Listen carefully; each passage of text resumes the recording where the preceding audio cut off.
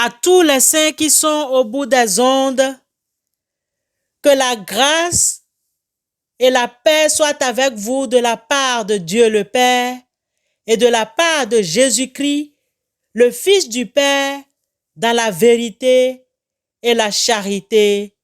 Amen. Prions Dieu. Éternel Dieu, nous venons à toi pour nous soumettre à ta bonté et t'adresser nos humbles reconnaissances ce matin. Que tes yeux se posent sur les nôtres un instant. Conduis-nous dans ta volonté, car que ta volonté soit la nôtre. Dirige-nous durant nos activités, que ton rayonnement couvre la cime de nos pensées, par Jésus-Christ, notre Sauveur. Amen.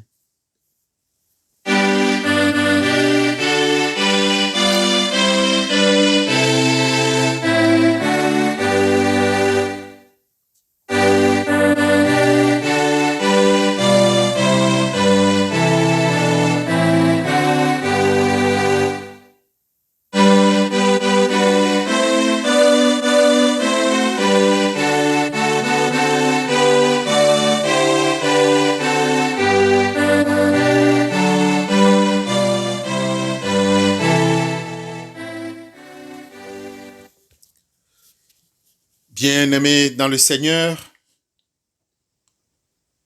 le texte qui fait l'objet de notre étude ce matin se trouve dans la bouche du prophète Abdias 12 à 21. Abdias 12 à 21. Là, il est écrit: n'entre pas dans les portes de mon peuple au jour de sa ruine. Ne répète pas ta vue de son malheur au jour de sa ruine. Et ne porte pas la main sur ses richesses au jour de sa ruine. Ne te tiens pas au carrefour pour exterminer ses fuyards et ne livre pas ses réchappés au jour de la détresse. Car le jour de l'Éternel est proche pour toutes les nations.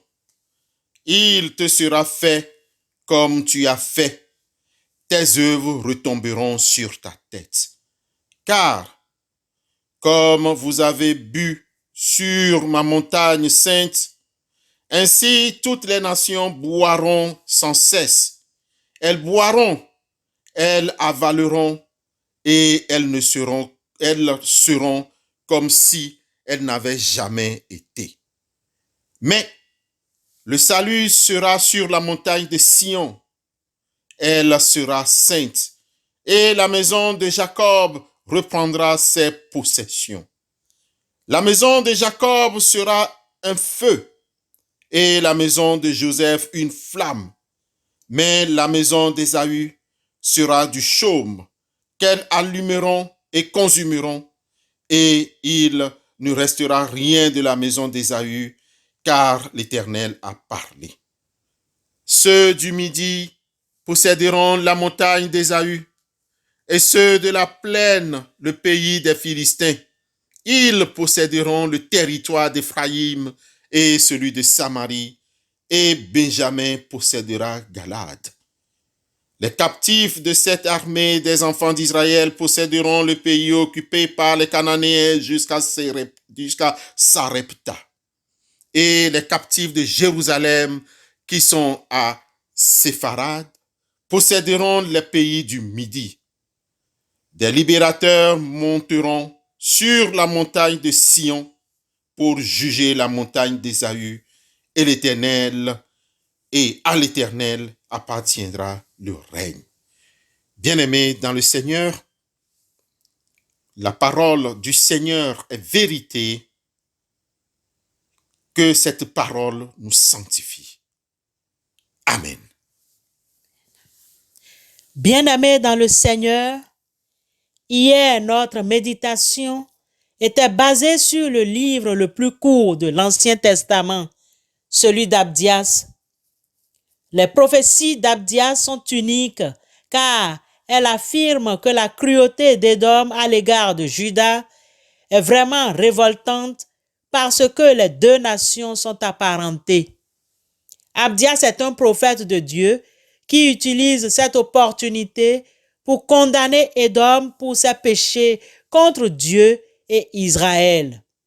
Les Édomites étant les descendants d'Ésaü et les Israélites les descendants de son frère jumeau Jacob, il nous a été très clair que la première partie du livre d'Abdias annonce à Édom une convocation des peuples par l'Éternel lui-même qui amènera à sa ruine. Abdias 1, 11. Ce matin, nous allons continuer l'étude des deux dernières parties du livre. La deuxième partie du livre indique à ce peuple la cause du châtiment qui plane sur lui. C'est sa conduite envers Juda, son frère malheureux, dont l'Éternel prendra la défense. Abdias 11 à 17.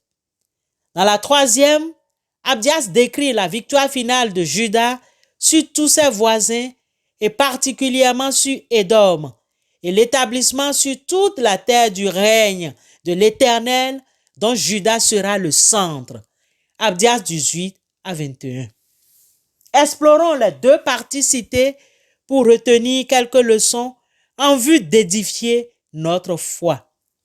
En effet, au verset 12, Abdias affirme que le peuple d'Édom n'aurait pas dû se réjouir au sujet des enfants de Juda au jour de leur ruine.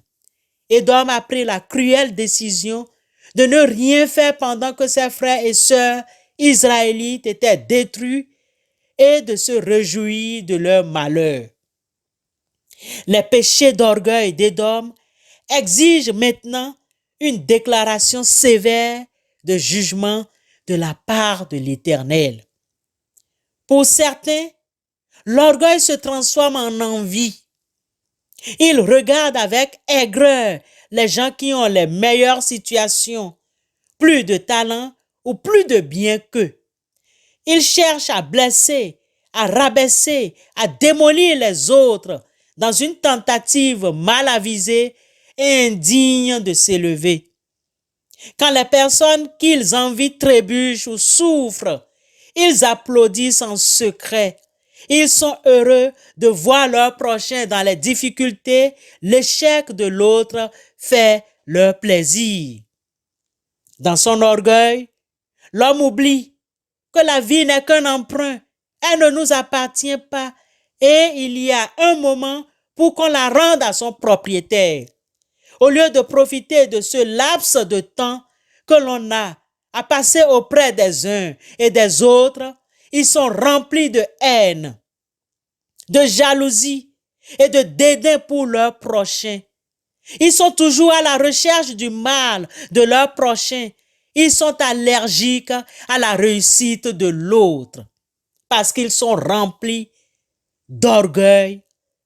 Ils sont remplis de méchanceté et à partir de ce moment, l'homme devient rat et souris. On a appelé l'orgueil le premier péché. Il s'est d'abord manifesté chez Lucifer, un ange présent dans les parvis célestes. Ainsi, Dieu dit à travers Ézéchiel, « Ton cœur s'est élevé à cause de ta beauté, tu as corrompu ta sagesse par ton éclat. Je te jette par terre, je te livre en spectacle au roi. » Ézéchiel 28, 17. L'orgueil entraîna la chute de Lucifer. Alors, il fait désormais naître l'orgueil chez les humains, les amenant ainsi à s'opposer à Dieu et par conséquent les précipitant sur un chemin qui mène à la destruction. Nous sommes tous des êtres humains déchus, dépendants de Dieu pour notre existence même. Tous les dons que nous pouvons avoir, toutes les choses que nous accomplissons avec ces dons ne viennent que de Dieu. Alors, comment osons-nous être orgueilleux, vantards ou arrogants, quand en réalité, c'est l'humilité qui devrait dominer tout ce que nous faisons. Bien-aimés, ne pensez pas que l'orgueilleux va toujours réussir dans sa méchanceté. Dieu résiste aux orgueilleux et fait grâce aux humbles. Proverbe 3, 34. L'orgueil survient chez ceux qui ne connaissent pas le Seigneur d'une manière personnelle. A contrario, celui qui vit en relation avec Dieu devient humble car il est constamment en contact avec celui qui est infiniment plus grand qu'aucun d'entre nous. Humiliez-vous donc sous la puissante main de Dieu afin qu'il vous élève au temps convenable. Bien-aimés, quelle vérité peut nous apprendre le verset 15 sur la manière dont le Seigneur nous jugera? Assurez-vous qu'il est clair que le Seigneur nous jugera de la manière dont nous avons jugé et traité les autres. Car le jour de l'Éternel est proche pour toutes les nations. Il te sera fait comme tu as fait. Tes œuvres retomberont sur ta tête. Verset 15. Le message d'Abdias est sans appel et il est inévitable. Le royaume d'Édom sera complètement détruit.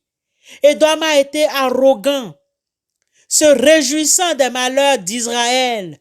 Et lorsque les armées ennemies attaquent Israël et que les Israélites appellent à l'aide, les Édomites refusent et choisissent de combattre contre eux et non pour eux.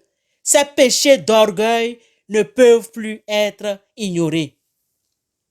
Le livre se termine avec la promesse de rétablissement et de la délivrance de Sion dans les derniers jours, lorsque le pays sera rendu au peuple de Dieu et que lui-même régnera sur eux. Le verset 21 du livre d'Abdias contient une préfiguration de Christ et de son Église. Verset 21. Des libérateurs monteront sur la montagne de Sion pour juger la montagne d'Ésaü, et à l'Éternel appartiendra le règne. Ces libérateurs sont qui, chers frères et sœurs en Christ? Ce sont les apôtres de Christ, les ministres de la parole, et particulièrement ou spécialement les prédicateurs de l'Évangile dans les derniers jours. Ils sont appelés libérateurs, non pas parce qu'ils obtiennent le salut, mais parce qu'ils prêchent le salut à travers l'évangile de Christ et nous montrent le chemin pour obtenir ce salut. Ils sont eux et leur prédication, les moyens par lesquels la bonne nouvelle du salut est communiquée à tous les hommes. Bien que Christ soit le seul sauveur qui est venu pour payer le prix de notre salut dont il est l'auteur unique. Sauveur et libérateur, tous ces prédicateurs de l'évangile se manifesteront de plus en plus alors que nous approchons de la fin des temps. C'est pourquoi ceux-là qui ont reçu cette mission doivent être fidèles en toutes choses par la grâce de Dieu. Ils doivent prêcher la parole et demander l'aide du Saint-Esprit pour marcher selon la parole. Et non, faites ce que je dis, mais ne faites pas ce que je fais.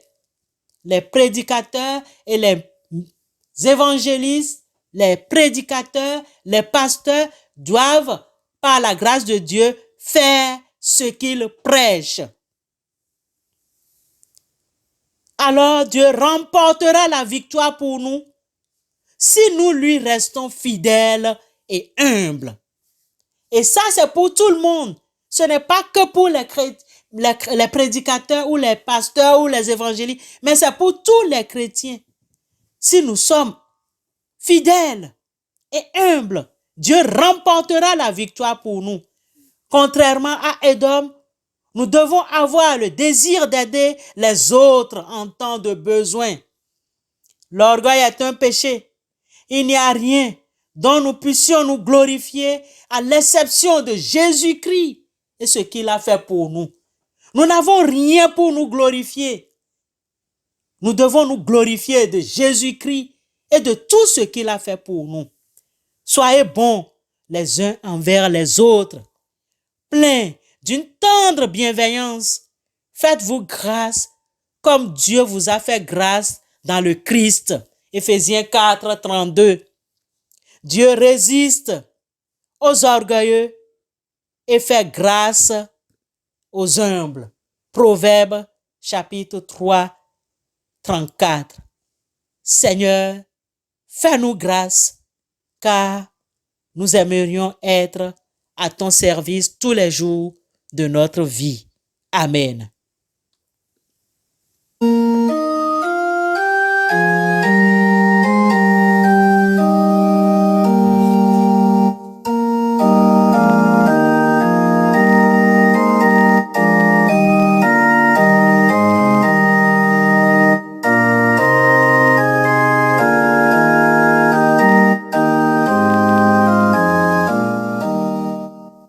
Bien-aimés dans le Seigneur, après cette étude sur l'humilité, loin de tout orgueil, que devons-nous faire? Demandons au Saint-Esprit de nous accorder cette humilité. Unissons-nous dans la prière. Soyons sincères dans nos prières et regardons-nous afin de savoir là où nous sommes orgueilleux et demander l'humilité à cet endroit-là aussi. Prions Dieu.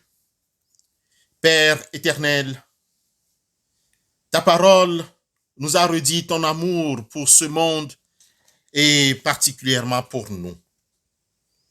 Ta parole vient de nous enseigner que nous devons être humbles, fidèles, en vue de pouvoir accomplir ton œuvre. Donne-nous ces qualités qui viennent de toi. Fais de nous des hommes et des femmes plus fraternels, qui prêchent et qui sachent mieux partager et mieux accueillir, afin de pouvoir penser à l'autre et être altruiste. Éternel Dieu, aide-nous à porter celles et ceux qui souffrent. C'est dans ce sens que nous aimerions te soumettre les malades, les endeuillés, tous ceux qui ont perdu leur être cher actuellement et qui pleurent, Père éternel. Papa, assiste-les et viens à leur aide. Et permets que nous aussi, nous puissions aussi les soutenir. Car toi-même, tu nous as dit dans ta parole, réjouissez-vous avec ceux qui se réjouissent et pleurez avec ceux qui pleurent. Nous te présentons les révoltés, celles et ceux qui cherchent à te plaire, celles et ceux qui ont des responsabilités et qui tentent de construire un monde plus juste. Accorde-nous d'être les témoins de ta fidélité et de ton amour. Nous te prions aussi pour les chrétiens à travers le monde entier et nous te prions aussi pour nos frères et sœurs dans la foi qui sont dans nos différentes communautés. Dans leur sagesse et humilité, inscris ton nom dans leur cœur et dans ton livre de vie, afin qu'ils s'attachent à toi et à toi seul. Donne leur force et courage dans les temps difficiles comme dans les temps de joie que nous traversons. Nous te soumettons le monde entier et que ce monde reconnaisse que Jésus-Christ est son sauveur et le Rédempteur. Merci Père, bien-aimé, tendre Père. Merci parce que tu nous as écoutés. Au nom et pour l'amour de ton Fils, Jésus-Christ. Amen.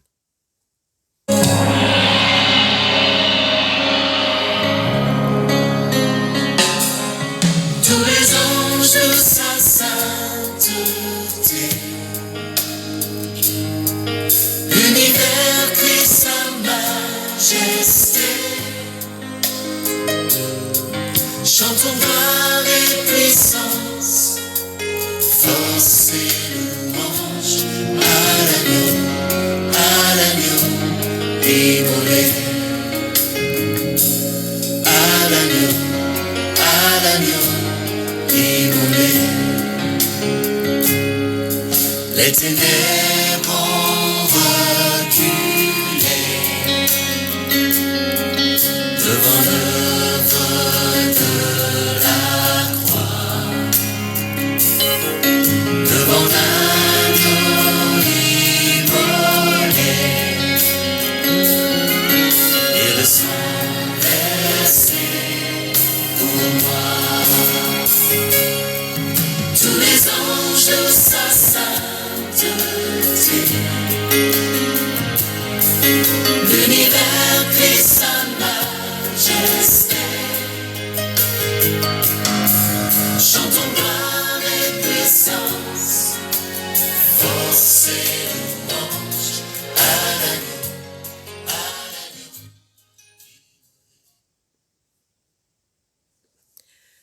Écoutons les exhortations et recevons la bénédiction de la part du Seigneur. Le Dieu de la paix écrasera bientôt le Satan sous vos pieds. Que la grâce de notre Seigneur Jésus soit avec vous. Que le Dieu de la paix vous consacre lui-même tout entier et que tout votre être, l'esprit, l'âme et le corps, soit gardé irréprochable pour l'avènement de notre Seigneur Jésus-Christ. Celui qui vous appelle est digne de confiance. C'est lui qui le fera. Amen.